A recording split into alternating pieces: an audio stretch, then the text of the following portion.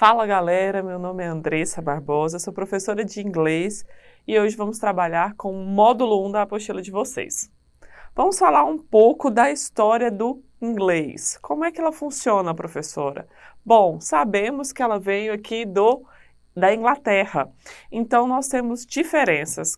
Peraí, eu tenho o inglês vindo da Inglaterra e tem aquele dos estadunidenses, né, que geralmente eu vejo mais em filme, em série. Tem diferença? Diferença na pronúncia? Diferença em algumas palavras? Sim, tem. Porque o inglês britânico é o inglês da rainha, é o inglês mais polite que a gente fala. O que é polite? Mais educado, mais chique. Por quê? A língua na Inglaterra, ela é uma questão social. As pessoas lá não têm um nível de poder aquisitivo que é igual a dinheiro. Não, lá é a língua que fala. Então, quanto mais próximo for o inglês da rainha, melhor será a sua posição social. Isso não infere dizer que você tem dinheiro. Agora, nos Estados Unidos é diferente. Por conta de de várias classes sociais, de vários dialetos, ele tem muita gíria e também corte nas palavras. Por exemplo, because, porque eles falam cause. Então, no dia a dia, se formos relacionar com o americano, assim como nós temos esse costume. Você tá louco? Imagine um americano chegando aqui, aprendendo a falar inglês, ele vai pensar, o que é ser? O que é tá? Louco, ok, mas você tá louco, essa construção dessa oração, para ele não faz sentido.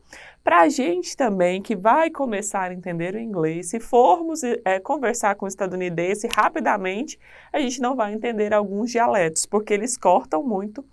Eles fazem contrações, que nós vamos ver isso durante as aulas, que, falando rapidamente, eu preciso, no início, quando eu vou começar a falar, eu preciso parar e pensar, opa, peraí, o que ele falou? Será que a minha tradução está correta? Então, a gente tem essa diferença. Além disso, a gente tem diferença em algumas pronúncias. Por exemplo, no inglês americano, nós costumamos flepar. O que é isso? É dobrar a língua. Por exemplo, na palavra beautiful, né? Falando em português. Em inglês a gente fala beautiful. E no britânico a gente fala uma coisa mais sisuda, beautiful. Water, que é água. Em inglês, no americano, water, flepa, já no britânico, water. Então, a gente tem essas diferenças. No inglês, taxi. E no britânico, cab, que é táxi também. Então, há algumas palavras que serão diferentes, não só na pronúncia, mas também na escrita. Isso daí vai de pessoa para pessoa. Quem gosta, eu costumo falar, eu como professora, costumo dizer que o inglês britânico, ele tem muita mais classe, né, inglês da rainha, e além de tudo, ele é um pouco mais fácil de ser falado. Porque o que dificulta no inglês? Se formos pensar na gramática, ela é mais fácil que nossa língua materna, que é a língua portuguesa. Mas o difícil é a pronúncia. Eu não falo do jeito que eu escrevo. Então, isso complica um pouco, às vezes, para pessoas que estão um pouco mais velhas. Por quê? Depois que a gente faz os 15 anos, eu ainda tenho 14, não tenho essa vergonha, mas após os 15 a gente fica, nossa, que vergonha do outro. E aí o falar inibe, e o medo de errar inibe aprender a falar inglês. Mas tirem esse medo, não sei qual é o contato de vocês com o inglês, mas espero que se for o primeiro, que vocês se apaixonem e aprendam também essa língua, ok? Vamos lá, o que o módulo também fala? Sobre type. O que é isso? Dica. Na apostila de vocês vai ter vários types aí, dicas e curiosidades. Por exemplo, a palavra negro, nós usamos aqui no Brasil normalmente. Se formos traduzir para o inglês, será black. Mas black Para gente negro falar a pessoa é negra é algo que é afrodescendente, né? Mas por americano não. É um termo pejorativo, racista. Então eu não posso chegar lá e falar black assim solto no ar, porque eu posso ter uma resistência. Eles conhecem isso como black people. Então eu preciso falar completinho, porque senão eles têm isso muito forte. E é muito engraçado, porque nos Estados Unidos, o preconceito, ele é visível. Talvez nós tenhamos preconceito, eu acredito que sim, mas nós mascaramos esse preconceito. Está inserido em nós, mas nós não falamos. Os americanos não, eles são escrachados. São bairros diferentes, igrejas para negros e igrejas para brancos, bairro para negros, bairros para brancos. Quem nunca viu Todo Mundo Odeia o Chris com aquele bairro que é só para negros? Isso é normal nos Estados Unidos. Aqui a gente não tem essa diferença no Brasil, mas está internalizado em nós esse preconceito. Portanto, se visitarem os Estados Unidos, nunca use somente a palavra black para falar sobre a classe, a afrodescendência de uma pessoa, mas sim black people, certo? Vamos lá! Vocês, em toda a vida acadêmica, ouviram falar sobre verbo be, verbo to be. Professora, eu entrei desde o ensino fundamental 1, quando eu era pequeno, e comecei a ver inglês com verbo be. Acabei o meu último ensino vendo verbo be e não aprendi nada, não sei nada do inglês. O inglês se resume a verbo be? Calma, não é só isso, tá, gente? Parece, mas não é. Só que ele é a base, a estrutura para eu saber quais são os meus tempos verbais. Então, ele é feito do am, is e are, que significa ser e estar, certo? Então, todas as vezes que eu quero falar eu estou, eu vou usar I am. Por quê? Essa parte aqui de cima no quadro são os pronomes pessoais. Eu, tu, ele, nós, vós, eles e elas funcionam do mesmo jeito do inglês. Só que ele é divididinho. Então, eu tenho o you aqui logo após o I para representar você e vocês. Por isso ele entra aqui no plural. Eu tenho também separado o he, o she e o it. He para ele, she para ela e it para coisas. Quais coisas? Places, lugares, objetos e animais. Para isso eu vou usar o it. Para animal, professor, eu tenho um animal em casa, um cachorro. Eu vou usar it para ele? Sim. Se ele não tem nome. Agora, o meu cachorro chama-se Maggie. I don't know, não sei. Ele tem nome, então se ele tem nome, eu vou usar she, porque é fêmea. Ah, meu cachorro chama Bob, então eu vou usar o he, normal. Agora, estamos andando na rua, vimos um dog, um cachorro. Eu vou chamar de he? No, it, porque ali eu não tenho nome ainda para ele, não tem nenhuma afeição. E o vocês, we, nós, they, eles.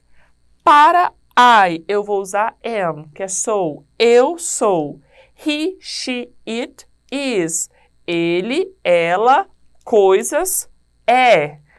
You, we e they. Vocês, nós, eles são ou estão.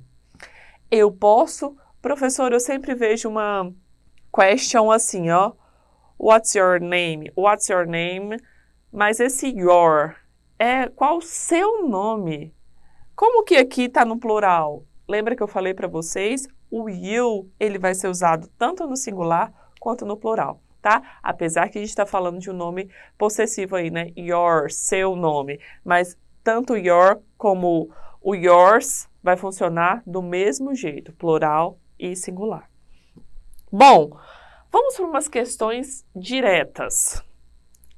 Where are you from? E aí, de onde você é? Olha só, eu tenho aqui o are e you. Lembra que eu acabei de falar para vocês E you é para você e vocês. Aqui eu estou perguntando como que eu vou saber se é vocês ou você? Por causa do meu verbo e famoso verbo be. Então, de onde vocês são? Where are you from? Ah, aí só eu vou responder, né? Estou eu e algum acompanhante, eu vou responder. I'm from Brazil. Eu sou do Brasil. Mas eu quero perguntar de menino ou menina, dele ou dela, né? Ele ou ela. Eu vou somente usar transformar a minha pessoa e também o meu verbo. Where is she or he from? Ah, she or he is from Brazil. Meninos, olhem aqui. Qual que é a estrutura do verbo be para a afirmação? She is. Ela é. Para uma negação, she is not. Ela não é. Peraí, Andressa, eu vejo em filmes she isn't. Isso está certo? Sim, está correto. É a contração. Lembra que eu falei para vocês? Então, isso daqui vai virar isn't. She isn't. E agora a question. A question, o que eu faço? Eu faço essa troca. O meu verbo vem para frente e o meu pronome pessoal vai para trás. Então, primeiro é o meu verbo be e depois o meu pronome pessoal. Is she from Brazil? Então, ela é do Brasil, essa menina aí que está ao seu lado? Yes, she is. No, she isn't. Então, para a pergunta direta, somente com o verbo be, is she from Brazil? Então, é rápida. Eu quero rápida a questão. Eu quero só sim ou não. Yes, she is. No, she isn't. Professora, mas eu posso falar só yes or no? Não. É completinho. Yes, she is. No, she isn't. E assim vai ser com todos os meus pronomes. Eu vou usar they are ou they are. Vou colocar aqui para vocês. They are not. Ah, ok. Como eu falo isso, esse negativo contraindo? They aren't. Muito bonito, muito fancy. O que é fancy? Chique. Vocês agora vão passar a ser chique, porque já sabem responder perguntas diretas no inglês. Se alguém chegar para vocês e falar assim, Where are you from? Ah, vocês muito fancymente, chique, no último vão falar I'm from Brazil. Ok? Aprenderam isso daí? Ok. Vamos para a nossa próxima aula. Aguardo vocês.